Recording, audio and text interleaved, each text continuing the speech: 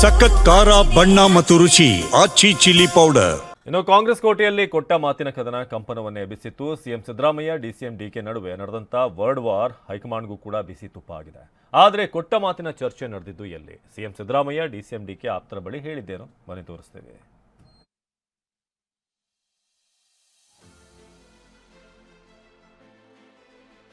Breakfast ಬಳಿಕ ಚಿದಂಬರ ರಹಸ್ಯವಾದ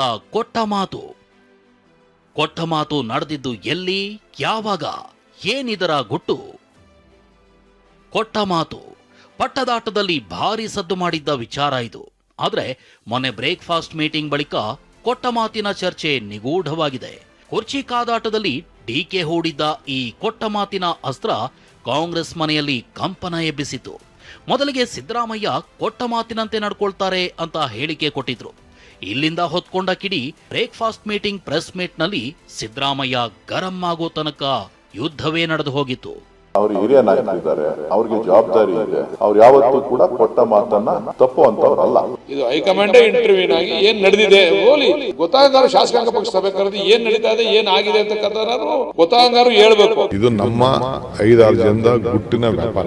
ನಾನು ಇದನ್ನ ಬೈರೋಂಗ ನಾನು ಮಾತಾಡೋದು. ಏನೋ ಮಾತು ಕೊಡ್ತೇವೆ, ಮಾತು ಉಳಿಸ್ಕೊಳ್ತೇವೆ, ಮಾತು ಆಡ್ತೇವೆ.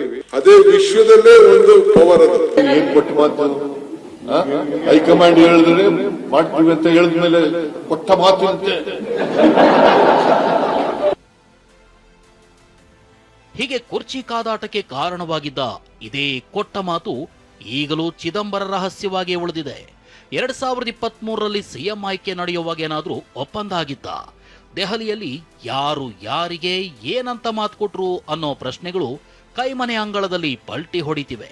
ಹಾಗಾದ್ರೆ ಈ ಕೊಟ್ಟ ಮಾತಿನ ಚರ್ಚೆ ನಡೆದಿದ್ದು ಎಲ್ಲಿ ಅನ್ನೋ ಇನ್ಸೈಡ್ ಮಾಹಿತಿಯನ್ನ ತೋರಿಸ್ತೀವಿ ನೋಡಿ. ಸಾಲು ಸಾಲು ಸಚಿವರನ್ನ ಡಿಸಿಎಂ ಡಿಕೆ ಭೇಟಿಯಾಗಿದ್ರು.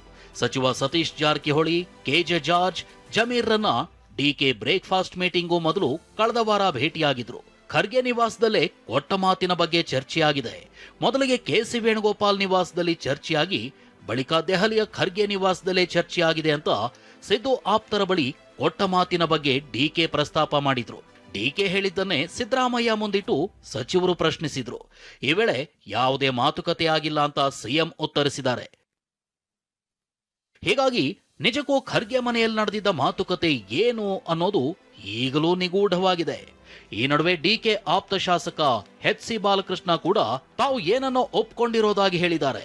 ಆದ್ರೆ ಏನದು ಅಂತ ಪ್ರಶ್ನಿಸಿದ್ರೆ ಸಮಯ ಬಂದಾಗ ಹೇಳ್ತೀವಿ ಅಂತ ಟ್ವಿಸ್ಟ್ ಉಳಿಸ್ಕೊಂಡಿದ್ದಾರೆ. ಯಾಕೆ ನಿಮ್ಮ ಹತ್ರ ಹೇಳ್ಬೇಕದಲ್ಲ? ನಾವು ಟೈಮ್ ಬಂದಾಗ ಹೇಳ್ತೀವಿ. ನಾವ್ ಏನ್ ಒಪ್ಕೊಂಡಿದೀವಿ ಅಂತ ಟೈಮ್ ಬಂದಾಗ ಹೇಳ್ತೀವಿ. ಹಂಗೆ ಇರ್ಬೇಕು. ಕುತೂಹಲ ಯಾವಾಗಲೂ ಕುತೂಹಲವಾಗಿ ಉಳ್ಕೋಬೇಕು. ಅಥವಾ ಟೈಮ್ ಬಂದಾಗ ಅದು ಕುತೂಹಲ ಬಗೆಹರಿಸ್ತೀವಿ.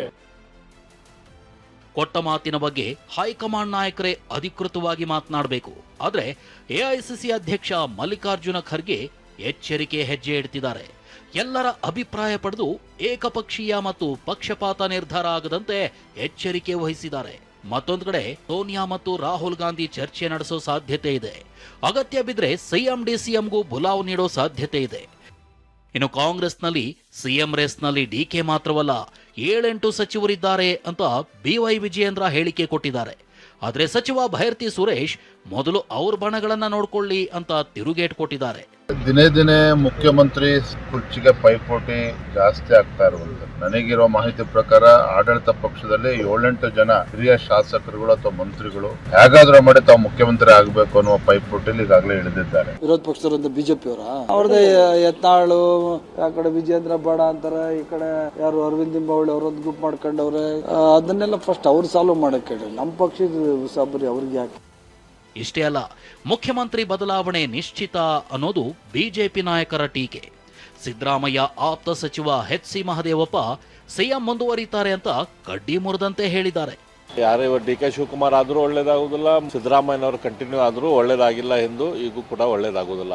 ಆದ್ರೆ ನನಗನ್ಸಿದ ಮಟ್ಟಿಗೆ ಮುಖ್ಯಮಂತ್ರಿ ಬದಲಾವಣೆ ನಿಶ್ಚಿತವಾಗಿ ಆಗ್ತೈತಿ. ಸಿದ್ದರಾಮಯ್ಯರು ಮುಖ್ಯಮಂತ್ರಿ ಇದ್ದಾರೆ, ಮುಖ್ಯಮಂತ್ರಿಯಾಗಿ ಮುಂದುವರಿತಾ ಇದ್ದಾರೆ. ಈಗ ಅದರ ಪ್ರಶ್ನೆ ಇಲ್ವೇ ಇಲ್ವಲ್ಲ ಸರ್ಕಾರದ ಮುಂದೆ, ಪಕ್ಷದ ಮುಂದೆ. ನಾಯಕತ್ವ ಬದಲಾವಣೆಯ ಚರ್ಚೆಯನ್ನ ತಣಿಸಲು ಸಿಎಂ ಡಿಸಿಎಂ ಒಗ್ಗಟ್ಟಿನ ಮಂತ್ರ ಜಪಿಸಿದ್ದಾರೆ.